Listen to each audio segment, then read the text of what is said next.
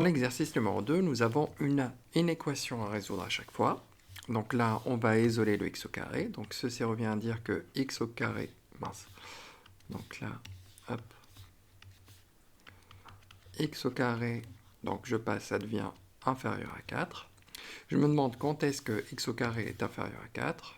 Je sais que ça coupe la droite y égale 4 en moins 2 et en 2. Et je me demande quand est-ce que c'est en dessous, c'est entre les deux. Donc là, finalement, ça revient à dire que x appartient à l'intervalle qui va de moins 2 jusqu'à 2 sans prendre ni moins 2 ni 2 puisqu'on a une égalité stricte. Donc l'ensemble des solutions, c'est l'intervalle qu'on a trouvé. Maintenant, ici, on va isoler le x au carré. Donc là, on va faire 18 divisé par moins 2. Donc il va falloir changer puisqu'on va la diviser par quelque chose de négatif. Ça nous fait moins 9. D'accord? Donc finalement, x au carré, je me demande quand est-ce que c'est supérieur à moins 9. En fait, c'est tout le temps. Donc, un carré est forcément positif. Quand est-ce que c'est au-dessus d'un nombre négatif? Tout le temps. Donc là, S, c'est l'ensemble des réels. Ou sinon, je peux dire que c'est de moins l'infini à plus l'infini. Et voilà. On va passer maintenant à la troisième inéquation. La troisième inéquation, donc si j'isole, donc je vais avoir x au carré supérieur ou égal à 9. Je me demande quand est-ce que c'est supérieur ou égal à 9. Je sais quand est-ce que ça coupe en moins 3 et en 3.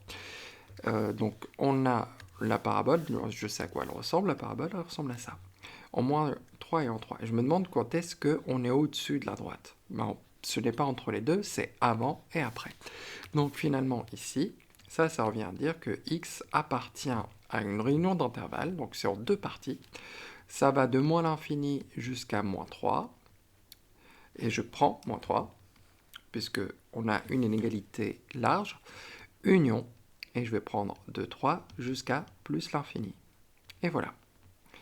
Donc l'ensemble des solutions, c'est la réunion de ces deux intervalles. Donc je peux l'écrire, moins 3, hop, union, 3 plus l'infini. Alors, ici, ce que je vais faire, donc là, finalement, quand est-ce que c'est au-dessus? Soit c'est avant moins 5, donc ça revient à dire que x plus 1, soit il est inférieur à moins 5, ou x plus 1 est supérieur à 5. Donc soit on est avant moins 5, soit on est après 5. Quand est-ce que je suis au-dessus? N'oubliez pas, hein, c'est les deux parties qui sont là.